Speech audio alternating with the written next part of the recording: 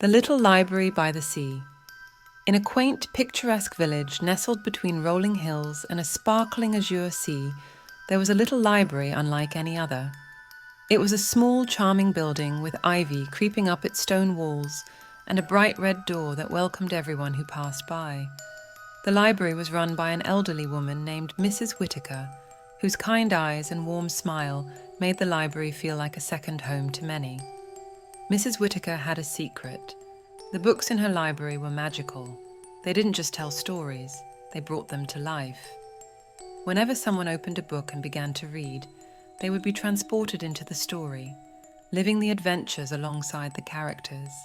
This enchantment was known only to a few, and it was cherished by the villagers who visited the library regularly. One summer, a young girl named Emma moved to the village with her family. Emma was shy and often felt out of place, having left her old friends and familiar surroundings behind. She found solace in the library by the sea, spending her afternoons lost in the pages of countless books.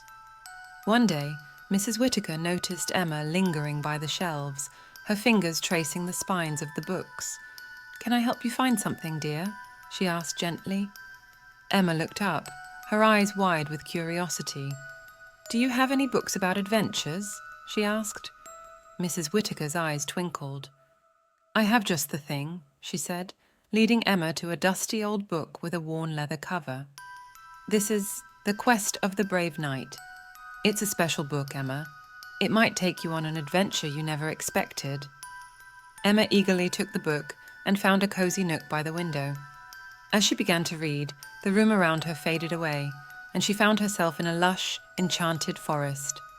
She was no longer just Emma. She was a brave knight on a quest to find a legendary treasure.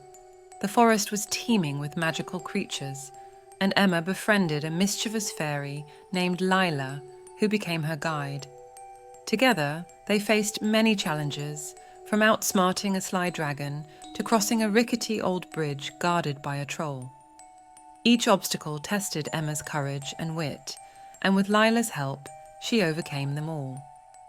As the days turned into weeks, Emma's adventures in the enchanted forest helped her grow more confident and resilient. She realized that the bravery she showed in the story was a part of her own strength. When she finally reached the treasure, she discovered it wasn't gold or jewels, but a glowing amulet that granted the wearer wisdom and kindness. With the amulet in hand, Emma felt a warm light enveloping her, and she found herself back in the library. The book was closed on her lap, and Mrs. Whittaker was sitting nearby, her eyes filled with pride. "You found the greatest treasure of all, Emma," Mrs. Whittaker said softly, "the courage to face your fears and the wisdom to be kind." Emma smiled, feeling a newfound sense of purpose. She thanked Mrs. Whittaker and left the library, ready to face her new life in the village with an open heart and a brave spirit. From that day on, Emma visited the little library by the sea often, each time embarking on a new adventure. She made many friends and shared her stories with them, inspiring others to find their own strength and courage within the pages of the magical books. And so, the little library by the sea continued to be a place of wonder and enchantment, where stories came to life and hearts were forever touched by the magic of words.